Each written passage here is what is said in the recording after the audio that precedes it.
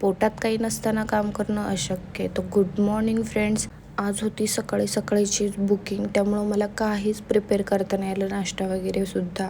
तर अनिकेतला म्हटलं पहिला मला नाश्ता तर मग आम्ही पोहे खायला गेलो. त्यानंतर माझा हात इतके दुखत आहेत, इतके म्हणजे इतके खूपच डेंजर दुखत आहेत. त्यासाठी आम्ही बेल्ट वगैरे घेतला. मेडिकलमध्ये गेलो होतो. मेडिकल पहिल्यांदाच मी एवढं मोठं बघितलं होतं, कारण की आपण केमिस्ट बघतो नेहमी छोटंसं असतं, हे मॉलसारखं मेडिकल होतं. रमाला घ्यायला गेले मम्मीकडं, पण मम्मीच घरात नसल्यामुळे मला परत यावं लागलं. तर मम्मी बघते तर काय तिच्या मैत्रिणीच्या घरी होती, तिकडे सगळ्यांना भेटून आले मी पण. आणि रमा पण मज्जा करत होते तिकडे छान अशी. मग त्यांना भेटले आणि निघाले घरी.